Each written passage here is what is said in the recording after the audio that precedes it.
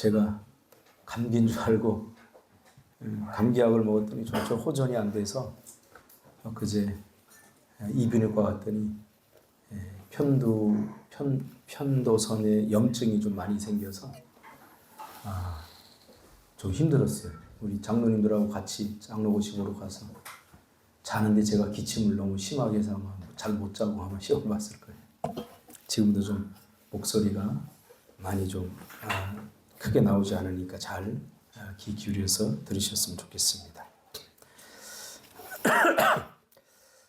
이 말씀 중심에서 십자가, 오래된 그러나 낡아지지 않은 은혜, 십자가, 오래된 그러나 낡아지지 않은 은혜라는 제목으로 하나님 말씀 함께 나누겠습니다. 이번 저희 노회에서는 소회가 열렸습니다. 노회를 하기 전에 소회를 합니다. 소회 중에 여러 가지 안건들을 처리하는 그런 과정들을 겪습니다. 그 중에 장로고시가 있어서 우리 피택 장로님들과 함께 참석하고 왔습니다. 목사님들과 교제 중에 코가 헐어서 약을 바르고 계신 목사님이 계셨습니다. 제가 물었습니다. 왜 그렇게 코가 많이 헐었냐 이렇게 물었더니 성도 중에 한 분이 한 가정이 좀 안 좋은 일이 있어서 함께 기도하고 아픔을 같이 겪고 나니까 자기 몸에 이렇게 탈이 났다고 그렇게 말씀해 주셨습니다. 예수님이 십자가를 지심은 우리의 죄의 짐을 이와 같이 대신 짊어지기 위함이듯이 목회란 것이 성도들의 짐을 목사가 함께 정서적으로, 육체적으로, 심리적으로 나누어지는 것이구나 다시 한번 느꼈던 시간이었습니다. 몸이 여기저기 성하지 않은 목사님들을 돌아보면서 그래도 한국교회에 희망이 있다라는 것을 알게 되었습니다. 또 한 분의 목사님을 보면서 시간이 그렇게 많이 흘렀는데 여전히 변화되지 않는 모습을 보면서 안타까운 마음뿐이었습니다. 그러면서 십자가의 은혜가 어떤 사람에게는 날마다 새로운 은혜로 다가올 수도 있고 십자가의 은혜가 어떤 사람에게는 그저 오래전에 경험한 찰나적인 그 순간만 반짝였던 낡은 은혜가 될 수 있구나 생각해본 그런 시간이었습니다. 여러분에게 십자가의 은혜는 어떤 은혜입니까? 지금도 날마다 여전히 새로운 은혜로 다가오는 결코 낡아지지 않은 새로운 은혜입니까? 아니면 언제 이 십자가의 은혜를 경험했는지도 모를 그런 먼 옛날의 이야기입니까? 아무리 낡은 것이라도 앞에 새라고 하는 관형사가 붙으면 뭔가 마음이 뭉클해지고 뭔가 이전과는 전혀 다른 의미의 무엇인가가 됩니다. 자동차도 그렇습니다. 친구도 그렇습니다. 집도 그렇습니다. 옷도 그렇습니다. 우리 관계도 그렇습니다. 앞에 새자가 붙으면 완전히 다른 의미가 됩니다. 자동차 앞에 새를 붙이면 새 자동차가 됩니다. 친구도 친구 앞에 일상적인 우리 용어의 친구 앞에 새가 붙으면 새 친구가 됩니다.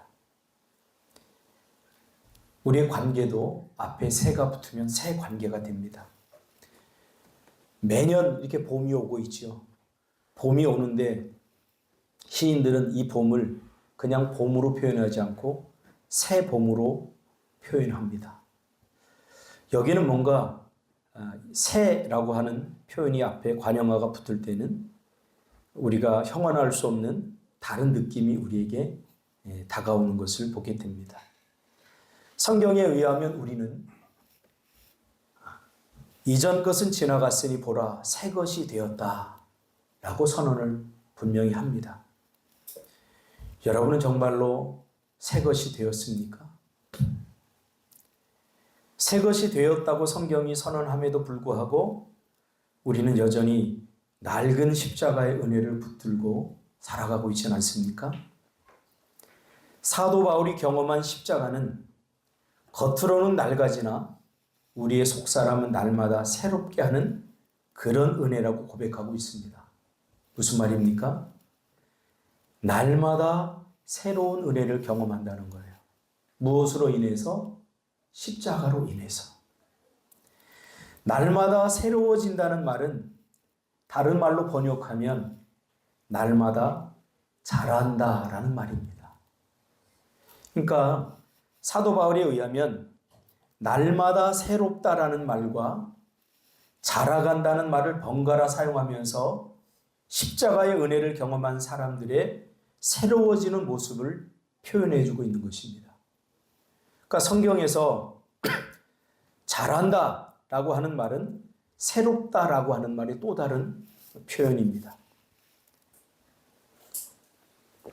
자란다 이 말은 새로워진다는 말의 또 다른 의미일 것입니다. 차를 타고 가다가 문득 그런 생각이 들더라고요. 차를 타야 이게 풍경이 자꾸 새로운 풍경이 보이는구나. 그런 생각을 하면서 우리의 신앙도 마찬가지다. 우리가 정체되어 있으면 그 자리에 머물러 있기 때문에 새로운 것이 보이지 않겠구나. 자라는 것도 위치를 이동하는 거예요. 더 높은 곳으로 한 뼘씩 위치 이동을 해야 새로운 것들이 보이죠. 새로운 풍경이 보이죠. 위로만 자랍니까? 밑으로도 자라야죠. 밑으로 더 깊이 들어가면 우리는 새로운 풍경을 만나게 됩니다. 그 자리에 그냥 있으면 우리는 날마다 보던 것을 보게 되고 날마다 듣던 것을 듣게 됩니다. 중요한 것은 내가 위치 이동을 하지 않았기 때문에 그래요. 즉 내가 자라지 않았기 때문에 새로운 것을 경험하지 못한다는 이야기입니다. 오늘 사도 바울이 그 이야기를 하고 있는 거예요. 심리학에서는 나이를 세 가지로 나눕니다. 육체적인 나이, 심리적인 나이, 사회적인 나이로 나눕니다. 우리가 알다시피 육체적인 나이는 우리의 태어난 연수에 따라 나뉘어지는 나이입니다. 그것은 태어난 연수에 의해서 자연스럽게 부과되는 나이입니다. 심리적 나이는 살아가면서 심리적인 그런 과제를 해결하면서 얻게 되는 마음의 나이, 정서적인 나이를 말합니다. 이 심리적 나이는 유아기, 유년기, 청소년기, 청년기, 장년기 이렇게 나눌 수 있습니다. 우리가 육체적인 나이가 먹는다고 해서 심리적이고 정서적인 나이가 마음의 나이를 먹는 것은 아닙니다. 이 심리적 나이는 이런 어릴 적부터 겪어야 될 심리적인 상태에 이 시기에 심리적인 그런 관계를 잘 해결하고 그 과제를 잘 겪어 넘어가야 나이가 성장하게 되어 있습니다. 여전히 많은 나이가 들어있지만 그러나 이 심리적인 과제를 정서적인 과제를 어릴 적에 제대로 해결하지 못하면 우리의 심리적 나이는 5살 혹은 10살 이 나이에 머물러 있습니다. 이것을 심리학에서는 미해결 과제라고 합니다. 어른이 되었는데 육체적으로는 어른이 되었는데 마음적으로 심리적으로는 자라지 못해서 어린아이와 같은 모습의 정서를 보이는 거예요. 그런 태도를 보이는 거예요. 이것은 어릴 적에 유아기나 또는 유년기, 청소년기에 그 해결해야 될 과제를 제대로 해결하지 못해서 미해결 과제로 남아 있습니다. 그래서 나이는 50이 되고 60이 되고 70이 되었는데 여전히 그가 행동하는 모습을 보면 어린아이와 같은 모습을 띠고 있습니다. 이 과제를 해결하지 않으면 그의 정서적이고 심리적인 나이는 자라지 않게 됩니다. 이것을 심리학에서는 미해결 과제라고 합니다. 그 대표적인 문제가 바로 성인 아이, 어덜트 칠드런이라고 하는 성인 아이의 모습으로 나타나기도 합니다. 육체적 나이는 많이 먹었는데 심리적으로는 여전히 유아기 혹은 유년기 혹은 청소년기 혹은 청년기에 머물러 있게 된 것입니다. 제가 이렇게 심리학을 공부하고 연구하면서 사람들의 마음을 연구하면서 오늘날 교회 안에도 신앙의 열정은 있는데 이런 심리적인 유아기적 상태, 또 심리적인 청소년기 상태, 심리적인 청년기 상태에 머물러 있는 사람들이 참 많다는 것을 발견하게 됩니다. 또 사회적 나이라는 것이 있어요. 사회의 역할과 책임에 의해서 부여된 나이를 말합니다. 내가 사회생활을 하면서 회사에서 얻게 되는 직책들이 있죠. 부장이면 부장으로서의 나이, 또 사장이면 사장으로서의 나이, 이 나이가 있어요. 저는 이것을 인정할 수밖에 없는 것이 군대에 가니까 다 필요 없이 계급에 맞게 행동을 하더라고요. 어떤 좋은 대학을 나왔느냐, 어떤 성품을 갖고 있느냐 중요한 게 아니라 바로 2등병이면 2등병의 수준만큼 행동하더라고요. 1병이면 1병만큼의 수준을 갖고 행동을 하더라고요. 그런 것을 보면서 사회적 나이도 무시할 수 없겠구나 그런 생각을 해봅니다.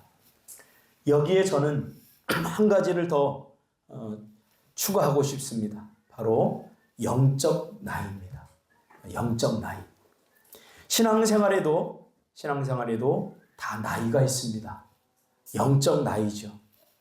우리가 주의 은혜로 새로운 생명으로 태어났지만 그렇다고 교회에 오래 머물러 있다고 자연스럽게 영적 나이가 드는 것은 아닙니다. 그때마다 역할과 책임 그리고 그 과제를 겪어내면서 얻게 되는 것이 바로 영적 나이입니다. 특별히 십자가의 은혜를 날마다 경험하면서 얻게 되는 그런 영적 나이가 우리에게 필요합니다. 아무리 시간이 지나도 변화를 경험하지 못하는 것은 영적으로 나이를 먹지 않기 때문입니다. 이 영적인 나이가 육체적, 심리적, 사회적인 나이를 다 아우르고 있습니다. 저는 사람들을 이렇게 관찰하고 사람들과 함께 관계하면서 특별히 우리 목사님들과 함께 관계하면서 참 변하지 않는다. 그런 목사님들을 이렇게 제가 경험하면서 도대체 왜 그럴까? 많이 고민을 하고 또 저 자신도 이렇게 돌아보게 됩니다. 왜 그런가? 내가 겪어야 될 그런 과제들을 제대로 겪지 않고 자꾸 회피하고 도망다니면 직면해서 겪지 않으면 나이를 먹을 수가 없는 거예요. 그렇죠? 아무리 힘들어도 우리 초등학교에 들어가면 초등학교 원칙에 따라야 돼요. 원칙에. 제가 공부를 가르치다 보니까 수연이가 오빠를 띄엄띄엄 보다가 오빠를 요즘 굉장히 존경해요. 영어를 배우게 되면서 굉장히 존경해요. 오빠가 이런 과정 속에서 나는 이렇게 어려운데 이거를 해냈다고 그런 생각의 표현들이 저한테 이렇게 표정으로 비춰질 때마다 오빠를 이렇게 한 번씩 이렇게 쳐다봐요. 우리는 다 그런 과정들을 겪으면서 여기까지 온 거예요. 특별히 영적으로도 마찬가지예요. 영적으로도. 저 뒤에 장로님이 계시고 오늘 우리 임지석 우리 집사님 참 기도 은혜스럽게 했지만 그냥 먹은 영적 나이가 아닙니다. 거기에는 수많은 우리가 겪어보지 못한 어려움들과 그 어려움들을 말씀으로 살아내려고 발버둥 치면서 얻어낸 나이들, 그 영적인 나이들이 다 있다는 거죠. 성경에 나오는 성숙, 성장, 자라감 이런 표현은 모두 영적 나이를 지칭하는 것입니다. 제가 살펴본 바에 의하면 영적 성장을 다음과 같은 세 가지 부분에서 우리가 다루어 볼 필요가 있습니다. 어떤 부분에서 우리가 영적으로 성장해야 되느냐, 영적으로 성장했다는 것은 무엇을 의미하느냐 라고 묻는다면 첫째로 영적으로 성장했다는 것은 그가 얼마나 자립했느냐라고 하는 문제입니다. 바로 자립성입니다. 신앙은 스스로 홀로 서기를 해야 합니다. 부모로부터 벗어나 내가 의지하고 있던 어떤 사람으로부터 벗어나 스스로 독립하는 것, 이것이 자립입니다. 여기에는 경제적인 자립뿐만 아니라 정서적인 자립, 또 영적인 자립도 해당합니다. 내가 스스로 하나님과 교제하고 그분과 동행할 수 있는 삶, 누구의 도움 없이 자기 스스로 하나님과 함께 교제할 수 있는 수준까지 자라가는 것, 이것이 영적인 독립입니다. 육체적으로는 부모에게서 벗어나야 되죠. 그렇죠? 경제적이고 심리적으로. 요즘은 아이들이 오랫동안 독립하지 못하고 부모의 그늘 안에서 살아갑니다. 왜 그래요? 경제적으로도 독립이 안 될 뿐만 아니라 경제적으로 독립이 안 된 것은 마음적으로, 정서적으로, 심리적으로 독립이 안 됐기 때문에 그렇습니다. 한국 교육이 굉장히 지금 잘못되어 가고 있다는 것을 말해주고 있는 것입니다. 왜 가르칩니까? 결국 독립된 한 개인으로서 이 사회에 설 수 있도록, 혼자서 살아갈 수 있도록, 혼자 선택하고 결정하고 판단할 수 있는 그런 독립된 인간으로서 만들어가는 것이 교육의 목적이어야 되는데, 한국은 이 교육의 목적을 언제부턴가 잃어버렸습니다. 교회는 다르지 않습니다. 교회에서 양육하는 이유도 이제 교회에서 어떤 의미 있는 타자를 벗어나서 내가 스스로 독립해서 스스로 기도할 때 기도하고, 이제 자립해서 내가 무엇을 할 때인지 분명히 알고 깨달아서 스스로 독립된 신앙인으로서 하나님과 함께 독립해서 동행하면서 살아가야 하는 그러한 사람으로 양육하는 것이 기독교 교육의 목적이 아니겠습니까? 그런데 한국 교회는 여전히 목사 의존적이고 의미 있는 어떤 사람 의존적으로 만드는 것이 한국 교회의 잘못된 풍토입니다. 그래서 제가 목회를 하고 초창기에 이런 목적을 가지고 성도들을 양육을 했더니 성도들이 굉장히 서운해합니다. 뭐라고 이야기하냐면, 목사님 우리 교회가 큰 교회도 아닌데 왜 우리에게 이렇게 관심을 안 보이세요? 왜 새벽기도 안 나오는데 새벽기도 나오라고 말을 안 하세요? 왜 예배에 빠졌는데 왜 예배에 빠지냐고 말도 안 하세요? 이렇게 저한테 관심을 가져달라고 서운해하면서 이야기를 하더라고요. 그래서 제가 그런 얘기를 했어요. 집사님은 이미 10년, 20년, 제가 알기로는 30년 동안 신앙생활을 했는데 아직까지도 목사가 기도해야 됩니다. 새벽기도 나와야 됩니다. 예배에 빠지면 안 됩니다. 이런 이야기를 해야 됩니까? 그럼 뭔가 잘못되어 가고 있는 겁니다. 다시 새로운 마음가짐으로 하나님 앞에 서야 됩니다. 뭘 배운 거예요? 뭘 배운 거야? 제가 그런 이야기를 한 적이 있습니다. 영적으로도 우리가 깨어 있어야 됩니다. 내가 기도해야 될 때, 내가 예배해야 될 때, 누군가 말해주지 않고 누군가 일러주지 않아도 스스로 알아서 깨닫고 스스로 헌신하고 스스로 신앙생활 할 수 있는 수준의 사람으로 자립하는 것, 이것이 십자가의 정신의 첫 번째 정신입니다. 예수님은 분명히 성경이 이야기하고 있습니다. 하나님이 시켜서 내가 이 땅에 너희를 구원하러 온 것 아니다. 내 스스로 자발적으로 내가 독립적으로 결정해서 온 거다 라고 주님께서는 분명히 말씀해 주셨어요. 아직도 누군가의 소리가 잔소리로 들리고 그것이 잔소리로 듣기 싫어서 내가 다 컸는데 라고 이야기하고 주장하고 싶다면 아직도 나는 더 커야 됩니다. 잔소리가 필요한 사람이라면 아직도 자기 스스로 자기를 결정하지 못하고 아직도 자기 스스로 자기가 알아서 뭔가 하지 못하기 때문에 누군가의 소리가 필요한 것입니다. 저는 그렇게 이야기하고 싶어요. 자유를 주장하는, 특별히 사춘기가 되면 자유를 주장하죠. 왜 그렇게 자꾸 잔소리를 해? 내가 알아서 하는데. 그런데 알아서 못하기 때문에 잔소리하는 거예요. 물론 여기는 부모의 노파심도 있을 수 있습니다. 우리도 마찬가지입니다. 왜 목사님은 자꾸 나에게 기도하라고 그러지? 내가 알아서 할 텐데. 왜 나이가 자꾸 뭐 이렇게 하라고 자꾸 요구를 하지? 내가 이제 옛날처럼 애가 아닌데. 아니에요. 아직 애처럼 보여요. 아직 자립하지 못하기 때문에 그래요. 빨리 잔소리를 듣지 않으려면 빨리 독립하는 게 나아요. 우리 준석 장로님, 이제 밑에 부하 직원을 거느리다 보니까 알겠죠. 이렇게 위에서 보는 풍경과 밑에서 보는 풍경은 또 달라요. 또 아래 깊은 곳에 들어가서 보는 풍경은 달라요. 그러니까 새로운 것은 내가 서야 될 자리에 내가 늘 있지 않고 내가 자라야 돼요. 내가 자라야 눈높이만큼의 풍경이 조금씩 다르게 보일 수 있다는 거예요. 제가 그 목사님을 보면서 제가 굉장히 사랑하는 목사님인데 여전히 변화되지 않는 그분의 그 모습을 보면서 참 안타까웠어요. 그런 의미에서 우리가 이 독립성에는 자발성이 포함됩니다. 이 모든 행위의 주체가 자기가 되어서 스스로 자발적으로 누가 시키지 않아도 스스로 할 수 있는 그런 단계가 되어야 됩니다.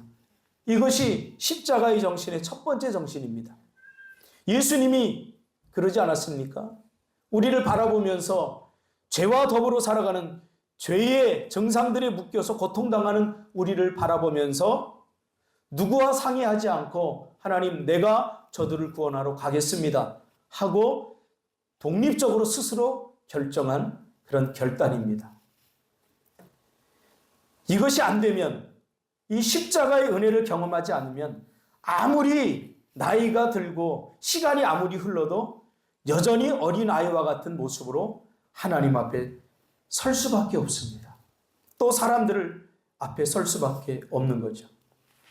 가장 큰 아픔, 하나님의 가장 큰 아픔은 바로 당신의 백성들이 자라지 못하는 아픔입니다. 자라지 못하는 아픔은 또 우리에게 새로움을 경험하지 못하는 답답함으로 드러나기도 합니다. 여러분, 성경은 우리에게 날마다 새롭다고 이야기하는데 왜 우리는 그 날마다 새로운 은혜를 경험하지 못할까요? 우리가 한번 이 사순절을 지나면서 우리 자신에게 깊이 질문을 던져보아야 될 문제입니다. 자발성이 생기기 전까지 영적 성장은 절대 일어나지 않습니다. 절대 일어나지 않습니다. 내가 한 자리에 서 있으면 늘 보던 것만 보이고 늘 보아야 할 것들을 보지 못합니다. 그러나 한 뼘이라도 자라면 눈높이가 조금 올라오면 또 다른 세상이 보입니다. 우리가 오름을 올라도 달라요. 요만큼 오를 때 보이는 풍경과 이만큼 올라갔을 때 보이는 풍경이 다 달라요. 그러나 우리는 요 밑에 서서 겨우 요만큼 서서 이 풍경이 전부인 것처럼 그렇게 얼마나 답답하겠어요. 매일 보던 것만 보니까 얼마나 답답하겠어요. 제가 오늘도 이렇게 보니까 제가 문을 꼭 닫고 다녀야 됩니다. 그렇지 않으면 이 교회 안이 쥐새끼들의 터전이 됩니다. 조금 있으면 뱀도 나와서 뱀이 들어와서 애들 물을 수도 있습니다. 제가 그렇게 얘기하는데 그냥 너나 할 것 없이 다 계속 문을 열고 다니더라고요. 그래서 제가 집에 있다가 문을 닫고 나면 또 문 열고 다니고 우리가 굉장히 좀 어른들 같고 성장한 사람들 같지만 사실은 그렇지 않아요. 성장한다, 성숙한다는 것은 전체를 다 볼 수 있어야 돼요. 전체를. 요것만 보는 게 아니라. 요것만 보는 게 아니라 전체를 볼 수 있어야 돼요. 그렇죠? 누가 귀찮아서 그거 문 닫고 싶겠습니까? 어제도 제가 보니까 제가 한 이틀 동안 그냥 크루키 상태가 됐어요. 계속 잠만 오는 거예요. 이 약을 먹었더니 약이 좀 독해가지고 잠만 오는 거예요. 그래서 봤더니 저기 난간이 부서졌더라고요. 난간이 부서졌더라고요. 그래서 저는 야 이거 큰일 났다. 딱 떠오르는 게 누구냐면 이거 한결이 또 이제 온유도 온다고 그랬어요. 온유 또 저 오성훈이 아들 막내 그 좀 부자반에 이것저것 흔들고 다니는 애 뭐 이렇게 떠오르는 거예요. 그래서 이걸 위험이라고 써놓으면 된다고 그러는데 위험이라고 써놓아서 될 것 같지가 않아요. 제가 드라이버 갖고 와서 이렇게 보니까 이렇게 박으면 알 것 같아요. 그러니까 여러분들은 이거 어떻게 되는지 참 몰라서 그랬을 거라고 제가 생각해요. 왜냐하면 관심을 갖고 계속 해봐야 방법들이 생겨요. 저는 뭐 처음부터 저거 뭐 다 고칠 줄 알아서 한 게 아니에요. 저기 모터 고장 나면 고칠 줄 알아서 이것 해보고 한 거 아니에요. 이것도 만져보고 저것도 만져보고 하니까 목사님은 뭐든지 다 잘 고친다고 하는데 저 알잖아요. 저 기계치예요. 노회에서도 유명한 기계치로 소문났어요. 잘 몰라요.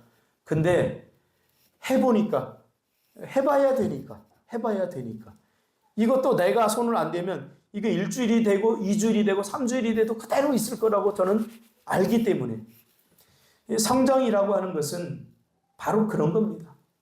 하물며 우리가 그런 것 하나 헤아리지 못하는데 어떻게 하나님의 마음을 헤아리겠나. 저는 요즘 우리 준석 장로님에게 좀 감동을 좀 받고 있어요.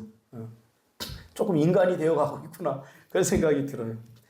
일찍 나와서 예전에는 챙겨도 안 보더니 일찍 나와서 여기 딱 돌아보고 이게 좀 온도도 재보고 이것도 틀어놓고 또 가다가 뭐 떨어지시면 죽기도 하고 치우기도 하고 그러더라고요. 그래서 이제 좀 마음의 나이를 조금 먹는 것 같다 이런 생각이 들고요. 언젠가는 보니까 태안 집사가 또 그 조그만 새끼들 다 데리고 나가서 집 앞에 풀을 붓고 쓰레기 있는 거 이렇게 모아서 이렇게 놓고 그걸 치우면 좋을 텐데 그대로 놓고 들어가더라고요. 네 마음의 나이는 여기까지 자랐구나. 뭔가 하긴 해야 되겠는데 흉내는 내고 싶고 또 목사님이 또 잔소리할 때가 됐는데 그렇죠. 참 저는 이 부러운 것이 있어요. 저는 별로 잔소리를 듣고 살지 않았어요. 왜냐하면 아버지가 일찍 돌아가셔서 잔소리해 줄 분이 없었고 또 엄마가 삶의 터전에 나가서 내 식구 먹여 살리려고 하다 보니까 스스로 알아서 해야 됐어요. 그러니까 눈치가 빨랐어요. 그러니까 어떻게 하면 뭐 배우려고 해서 배운 게 아니라 어떻게 하다 보니까 이것저것 다 하게 되더라고요. 그래서 군대 가서 참 쉽게 군대 생활 쉽게 했어요. 뭘 딱 보면 고문과 같은 애들은 막 맞으면서도 못 알아들어. 근데 난 눈치를 딱 보면 이렇게 하라는구나. 딱딱 알았어요. 줄을 어디에 서야 될지 알고. 그러다 보니까 뭔가를 좀 이제 얻게 된 거죠. 이거 하나님의 은혜라고 저는 생각을 합니다. 여러분, 시켜서 하는 거 누가 잔소리한다고 기분 나빠하지 마시고 내가 아직 잘하지 못했구나. 잔소리 듣지 않기 위해서 살지 말고 하나님은 우리를 하나님의 형상을 따라 지음을 받았잖아요. 하나님은 예수님께 참 고마했을 거예요. 야, 참 알아서 저렇게 해주는구나. 알아서. 얼마나 감사했을까요? 이게 십자가의 정신의 첫 번째 정신이에요. 두 번째는 희생성입니다. 영적으로 잘한다는 것은 결국 누군가를 위해서 내가 얼마나 희생하며 살아가는가에 있습니다. 미숙할 때는 정말 자기 잘난 맛에 다 사는 줄 압니다. 내가 잘해서 되는 줄 알아요. 부모님의 은혜, 선생님의 은혜, 주변 자기를 위해서 기도해 준 사람들의 은혜 절대 몰라요. 우리 장로님들 이번에 시험을 봤는데 우리 교회에서 수석이 나왔어요. 차석도 나오고 거의 100점 맞았어요. 거의 100점. 공부 그렇게 오래 못했거든요. 근데 열심히 하더라고요. 근데 무엇을 위해서 열심히 했는지 모르겠어요. 떨어지지 않으려고. 물론 제가 그랬거든요. 내 얼굴에 먹칠하지 마라. 제가 그랬거든요. 아무튼 열심히 했어요. 미숙할 때는 이 공부조차도 내 이름을 위해서, 내 명예를 위해서 자기 잘난 맛에 다 제가 열심히 했기 때문에 내가 합격했지 이렇게 생각할 수 있어요. 그러나 좀 성숙해지면 내가 좀 잘하면 우리 장로님이 나를 위해서 우리 성도님들이 우리를 위해서 이렇게 기도해 줘서 내가 이렇게 됐구나. 그게 마음으로 진짜 느껴져야 돼요. 그러면 잘한 거예요. 그럼 잘한 거예요. 내가 머리가 좋아서 저도 그런 적이 있었어요. 제가 설교하고 나면 막 성도들이 눈물바다가 되고 청소년들이 막 변화되고 그러면 내가 설교를 잘해서 그래. 그러면서 하늘 높은 줄 모르고 나를 올려놓았던 때가 있어요. 반드시 추락할 날이 와요. 정말 터무니없는 것에서 내가 떨어질 날이 와요. 정말로 어이없는 것에 내가 떨어질 날이 와요. 그때 깨닫게 돼요. 우리 어머니의 기도가 있었구나. 장로님과 권사님들의 기도가 있었구나. 그래서 내가 여기까지 왔구나. 내 설교 한마디가 은혜가 되는 것은 내가 잘 준비해서가 아니라 그동안 나를 위해서 기도해 준 이 사람들의 기도가 있었기 때문이구나. 그것을 알게 되는 거죠. 예수님도 그렇게 고백하잖아요. 나는 이 땅에 내가 왔지만 내 마음대로 할 수 있는 것이 아무것도 없어. 다 하나님께서 원하시고 하나님께서 기뻐하는 걸 내가 대신하러 왔을 뿐이야. 오직 자기만을 위해서 가족을 너무 사랑하는 것 같은데 그 내면에 면밀하게 들여다보면 오직 자기를 위한 가족을 위한 사랑일 수도 있어요.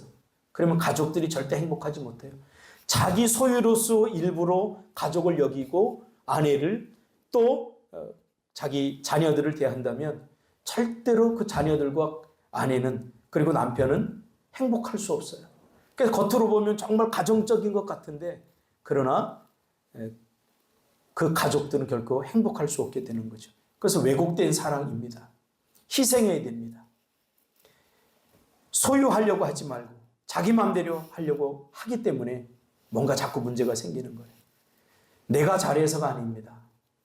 우리가 정말로 십자가 은혜를 경험한 사람이라면 영적으로 철이 들려면 이 모든 것이 하나님의 은혜임을 알고 나도 누군가를 위해서 기꺼이 희생하고 헌신하는 쪽으로 나아가게 되어 있습니다. 미숙할 때는 자기밖에 모르는 거죠. 다 내가 기뻐해야 되고 또 내가 행복해야 되고 내가 뭔가를 하고 싶고 다 자기에게 있습니다. 그러나 우리가 평생을 가더라도 이걸 잘 못 깨달아요. 그래서 우리에게 자녀를 주시는 거예요. 자녀를 낳아보면 알게 돼요. 이게 정말 이기적인 사람, 정말 자기밖에 몰랐던 사람이 자녀에게 사랑이 가게 돼요. 이건 뭐냐면 하나님께서 우리에게 가르쳐 주는 거예요. 자녀가 아니면 우리가 배울 수 없는 것들이 정말 많아요. 그래서 자녀는 그냥 존재 자체만으로도 우리에게 큰 기쁨이 그리고 우리에게 큰 축복이 아닐 수가 없어요. 그 자체만이라도. 저도 자녀를 통해서 하나님께서 많이 음성을 들려주셔요. 오늘도 제가 얼마나 부드럽고 나긋나긋한 목소리로 우리 두 딸들을 깨우는지 몰라요. 예원아, 일어나야지. 일어날 시간이야. 예원아 비슷했어? 웃잖아요. 비슷했던 모양이에요. 떡떡 깨우기 전에 노크를 합니다. 노크를 하고 예담아 일어났니? 아빠 일어났어. 제 기질적인 성향과 전혀 맞지 않습니다. 나를 희생해야 됩니다. 그렇지 않고는 결코 가정의 평화가 오지 않습니다. 이 깨끗한 공간 토요일 저녁마다 와서 청소하는 사람들이 있습니다. 끝나면 또 상가를 합니다. 그렇죠? 이게 아무것도 아닌 것 같은데 헌신이고 희생입니다. 심지어 우리 인이는 청소 안 하더라도 와서 머물러 있습니다. 그것도 청소하는 거예요. 네. 수요 예배 때는 한참 공부해야 될 중학교 나이에 저 뒤에 와서 한결이 안고 있고 저 애기 안고 있고 이렇게 있습니다. 이게 다 보이지 않게 배우는 희생성입니다. 희생하면 불행해질 것 같고 나만 손해일 것 같고 바보같이 느껴지죠. 그러나 우리가 인생을 살아가면서 배워야 될 첫 번째는 희생입니다. 이걸 배우지 못하면 불행한 삶을 살 수밖에 없습니다. 희생하고 헌신하는 사람들 잘 안 될 것 같죠. 그러나 십자가의 은혜가 여기에 흘러넘칩니다. 이번에 노예 가서도 이렇게 노예 은퇴하는 목사님들 이렇게 보고 이제 다음은 우리 차례인데 이번에도 세 분의 목사님이 은퇴를 합니다. 저희와 같이 노예 생활을 했던 목사님들이 은퇴를 하는데 제가 가만히 보면서 그걸 느꼈어요. 그래도 노예를 위해서 희생하고 헌신하고 상해비라도 조금 더 내보려고 그 힘들고 어려운데 그렇게 공동의 선을 추구하고 노예를 살려보려고 애쓰고 희생하고 헌신했던 목사님들의 은퇴는 참 아름답구나. 아름답구나. 그러나 어떻게 하면 노예 덕을 보려고 오면은 거마비라도 조금 더 타가려고 이렇게 길을 쓰고 그랬던 목사님들을 보면 갈 데가 없어요. 하나님이 보고 계시거든요. 하나님이 보고 계시거든요. 여러분 가운데 혹시 알아요? 제가 말없이 헌신하는 분들이 있다는 거 알아요. 말없이 돈을 채워놓고 말없이 부족한 것을 아무도 모르게 채워놓고 하는 분들이 있다는 거 알아요. 제가 알아요. 그거 하다 보면 지칠 수 있어요. 나만 그러나 지칠 이유가 하나도 없어요. 하나님이 다 보고 계셔요. 하나님께서 다 보고 계셔요. 하나도 거짓이 없어요. 하나님께서. 하나님이 보고 계시죠. 하나님. 그래서 우리는 사람을 보고 하려고 하면 안 돼요. 언젠가 가보니까 화장실 1층에 이 슬리퍼가 새 것으로 갈아져 있어요. 어떨 때 보니까 휴지가 또 이만큼 놓여져 있어요. 전번 주에 없었는데 누군가가 갖다 놓고 누군가가 하는 거예요. 누군가는 없으면 자기 하나 딱 자기 쓸 것만 갖고 딱 끝내지만 어떤 사람은 그걸 채워놓을 생각을 한다고. 이 사람이 복된 거예요. 이 사람이 복된 거예요. 자기만 할 것이 아니라. 이게 영적으로 나이가 들어가는 거예요. 정말 누군가를 위해 희생하는 것이 얼마나 가슴 벅찬 일이고 아무나 할 수 없는 일이 된다는 것을 우리가 알게 되는 거죠. 이 희생성에서 가장 십자가의 정신을 잘 경험하게 됩니다. 마지막 세 번째로는 책임성입니다. 자라감과 미숙함, 성숙함과 미숙은 책임성에 있습니다. 이번 장로고시를 보면서 우리 피택 장로님들이 정말 열심히 공부했습니다. 피 터지게 공부했습니다. 이제 제가 나이를 물어보니까 저는 35인 줄 알았는데 벌써 38이래요. 이번에 갔더니 우리 꿈이 있는 교회 장로님들이 이제 40이거든요. 40 하나 그러거든요. 그런데 우리 장로님들 보고 좀 동안이기도 해요. 우리 장로님들 저 닮아서. 그러니까 뭐야 이거 어린 사람들이 왔어? 왜 이렇게 젊어 장로들이? 그러는 거예요. 그래서 꿈이 있는 교회 목사님이 야 성장로 넌 35대 됐어 임마. 그러니까 내가 35대 됐나? 근데 더 젊어 보여요. 그래서 니네 몇이냐? 그러니까 38인데요. 그러니까 가만히 있더라고요. 정말 열심히 했습니다. 장로고시 보느라 고생했어요. 그러나 그거 별로 중요하지 않습니다. 어차피 떨어져도 붙을 때까지 시험 보게 할 거니까 어차피 붙었을 일이에요. 조금 쪽팔린 건 있을지 모르겠지만. 그러나 우리 장로님들이 이제 책임성 있는 장로님들이 되었으면 좋겠습니다. 이제는 자기의 아이만 안고 다니지 말고 다른 사람의 아이도 좀 안고 성도들의 아픔과 또 성도들의 가정을 보살피고 교회에 어디 물이 새진 않나, 교회 모토는 잘 돌아가나, 이제 이것을 돌아볼 때입니다. 그런 성숙함, 이것이 십자가의 정신입니다. 아무리 나이 보고도 그저 자기 살 궁리만 하고 자기 가정만 보살핀다면 더 이상 잘할 수 없습니다. 더 이상 잘할 수 없습니다. 십자가의 위대함은 바로 우리를 책임져 주시기 위해서 기꺼이 자기 목숨을 내어주신 하나님의 책임성이 있습니다. 우리 내면에 있는 모든 심리적인 문제들은 사실 책임성의 부재가 만들어 놓은 결과들입니다. 우리 마음의 상처들, 가만히 그 상처들을 타고 들어가 보면 무책임이 만들어 놓은 거예요. 누군가 던진 무책임한 사람의 말들, 또 내가 만들어 놓은 무책임한 행동들, 그런 것들이 자신의 상처로 남게 되어 있는 거예요. 그 자신의 상처는 책임성이 회복시켜줘요. 책임성. 말 한마디에 책임성을 갖고 던져야 되고, 그리고 내가 하는 행동 하나에 책임성을 갖고 행동해야 돼요. 이것이 너무 중요한 거예요. 책임성 있는 행동 하나하나가 사실 자신의 자유를 누리는 비결임을 우리는 기억해야 됩니다. 예수님이 이 땅에 오셔서 십자가를 지셨어요. 얼마나 감당하기 쉽지 않은 그러한 십자가의 무게였습니까? 아마 짊어지고 가다가 무거워서 내려놓았다면 우리에게는 구원은 없었을 것입니다. 예수님은 채찍에 맞고 온갖 마음의 고난을 당하고 부끄러움을 당하고 자존심 상하는 말들을 당하고 수치심을 당하고 얼굴에 침뱉침을 당하고 그런 모든 모욕과 모든 것을 다 견뎌냈어요. 왜요? 책임성 때문입니다. 내가 이 십자가를 짊어져야 우리에게 구원이 오겠다는 것을 예수님은 알았기 때문에 그는 침뱉음을 당하고 온갖 모욕을 다 당했지만 그러나 참아냈습니다. 그래서 이루어낸 것이 십자가의 구원입니다.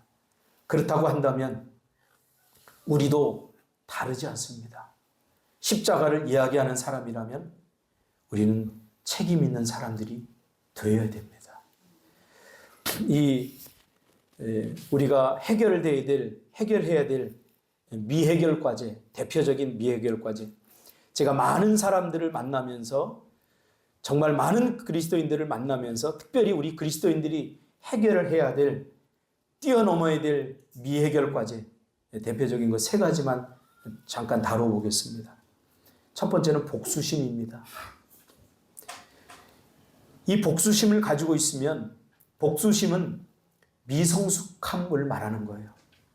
복수하고 싶은 마음, 이것은 영적으로 자라가는데 대단한 걸림돌이 됩니다. 복수심. 이것을 품고 있으면 영적으로 절대 자라지 못합니다. 자기 안에 있는 모든 삶의 에너지가 복수를 지향하고 있기 때문에 다른 것에 내 에너지를 쓸 수 없습니다. 그래서 하고 싶은 일, 행복할 수 있는 일에 쓸 수 있는 에너지를 전부 복수심에 쓰고 있기 때문에 내 영이 자라지 않습니다. 그래서 하나님은 나를 위해서 복수심을 내려놓으라고 한 것입니다. 우리는 요셉에게서 배워야 됩니다. 요셉이 정말 마음의 상처를 받을 만한 많은 억울한 일들과 어려움을 당했지만 그가 복수심을 내려놓은 이유가 바로 그것입니다.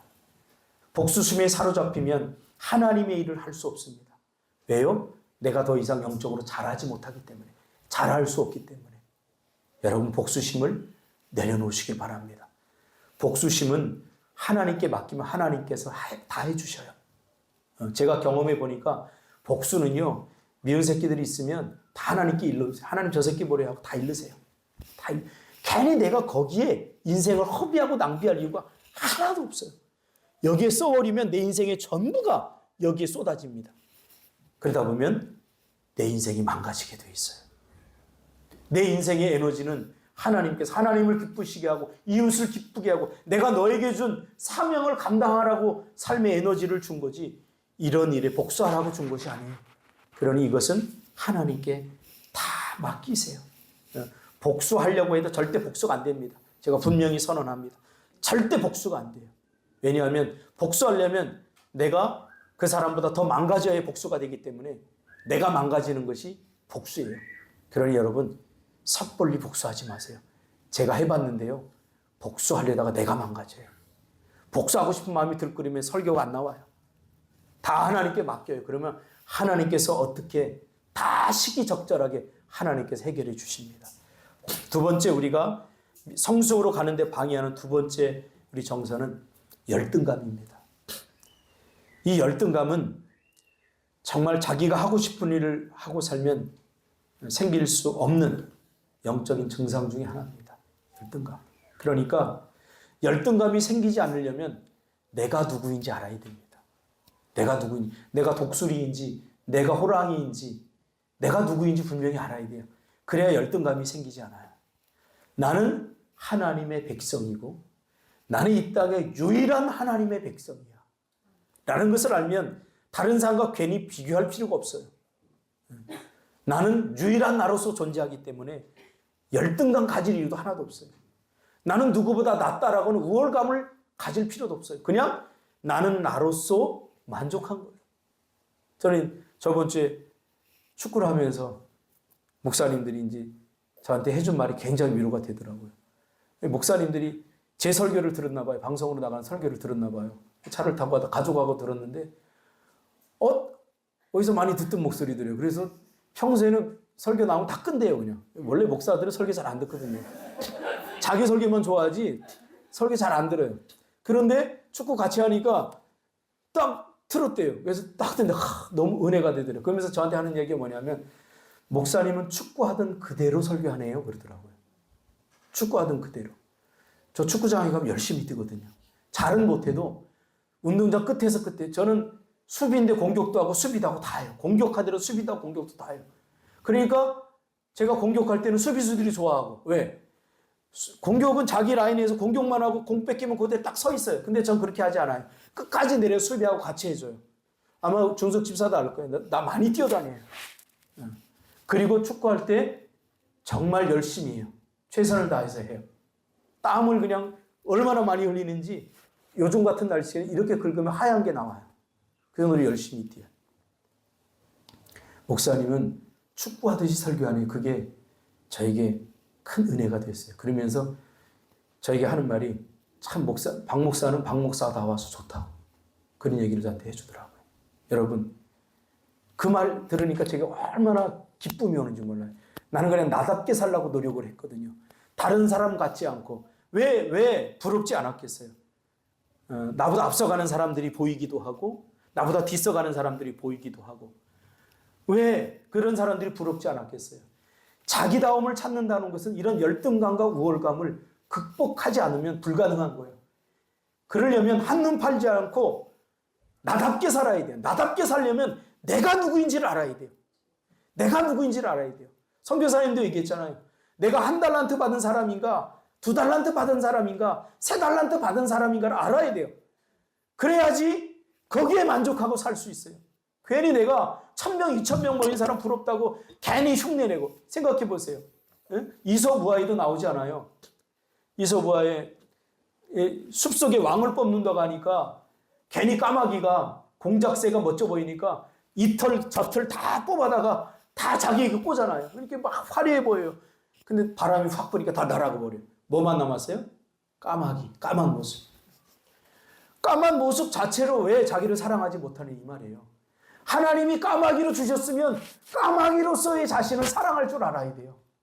까마귀로서의 자신을 인정할 줄 알아야 돼요.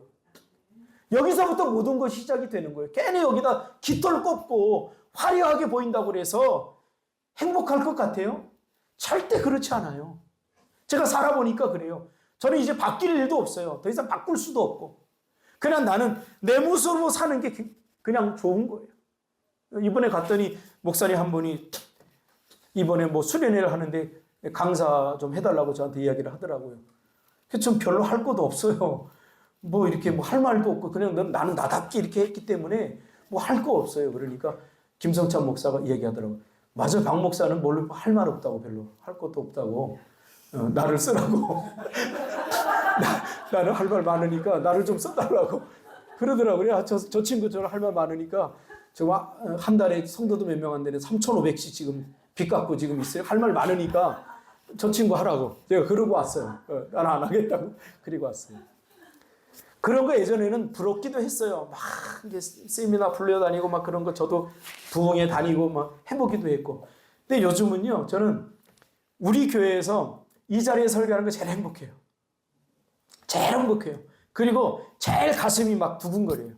이 말씀을 듣고 우리 성도들이 정말 은혜 받고 삶이 변하고 모든 잘못되고 왜곡된 그러한 신앙에서 벗어나서 정말 하나님 말씀대로 순종하고 은혜 받아서 정말 복 받았으면 좋겠다. 그런 생각뿐이에요. 그러니까 저는 우리 교회에서 설교하는 게 제일 행복해요. 물론 나가서 설교하면 뭐 사례비 좀 받고 오겠죠. 저 그 사례비 잘 별로예요, 저는. 한 뭐 1억씩 주면 모를까. 그 외에는 별로 저는 받고 싶지도 않고 우리 교회에서 이렇게 설교하는 게 저는 새벽에 설교하는 거 제가 작년 말부터 하나님이 이 시편에 대한 은혜를 주셔서 그 가운데 새벽 예배 안 나온 사람들은 아마 굉장히 믿지는 장사에 있을 거예요. 하나님이 저에게 은혜를 많이 주셔요. 많이. 이건 뭐냐면 이거 전하라는 거예요. 다 이게 영적인 양식이 된다는 거예요. 그래서 계속 주셔요. 그럴 때가 있어요. 그럴 때가. 그 몇 년 동안 그럴 때가 있어요. 조만간 그칠 수도 있을 것 같아요. 그러니까 새벽에 나와서 말씀을 여러분 들어보세요. 저는 저희가 은혜를 받기 때문에 그래요. 마지막 세 번째로는 시기심입니다. 시기심. 여러분, 사촌이 땅을 사면 제일 배를 아파하는 것이 교회 아닙니다. 이건 영적인 문제입니다. 잘 되면 좋을 것 같아요. 오성훈 집사 잘 되면 우리 박준상 집사가 좋아할 것 같아요? 절대 안 좋아합니다. 그러면 하나님 나는 이렇게 되는 거예요. 그러면 하나님 나는. 이게 우리 인간이라는 사실을 반드시 기억해야 돼요. 그래서 나는 서로 잘 돼야 된다고 봐요. 서로. 너도 오성훈 집사도 잘 되고 박준상 집사도 잘 돼야 돼요. 그러기 위해서 가장 중요한 게 뭐냐면 시기심을 극복해야 돼요. 시기심. 남들이 잘 되는 것에 대해 기꺼이 박수를 보낼 수 있는 넓은 마음을 갖는 게 필요해요. 그러려면 반드시 전제해야 될 것이 있는데 뭐냐면 애정 결핍이 만들어내는 그런 과도한 사랑에 집착해서는 안 돼요. 어릴 적에 충분히 사랑을 받지 못했다고 생각하는 사람들이 가지는 것이 바로 사랑에 대한 과도한 욕구입니다. 나는 사랑받지 못해서 그래서 모든 사람에게 사랑받고 싶어요. 무슨 일이든지 하면 칭찬받고 싶어요. 불가능해요. 불가능해요. 저는 우리 어머니의 사랑 하나만으로도 저는 만족해요. 이 사랑만으로도 만족해요. 그러니까 애정결핍이 뭘 만들어내냐면 과도한 욕심을 만들어내요. 이 정도도 괜찮은데 더 사랑받고 싶어하고 다 그래요. 그러면서 핑계를 대죠. 나는 어릴 적에 아빠 사랑을 못 받았어. 난 어릴 적에 엄마 사랑을 못 받았어. 아니에요. 만약에 아빠가 안 계시다면 그 사랑이 엄마에게 2배로 나타나게 돼 있어요. 이게 그래서 공평해요. 제가 깨달은 바에 의하면 그래요. 그러니 사랑 타령하지 말고 우리는 이미 충분한 사랑을 받고 살은 거예요. 사랑받고 싶은 과욕을 내려놓으세요. 과욕을 내려놓으세요. 여기서 뭐가 생기냐면 시기심이 생겨요. 시기심이. 시기심.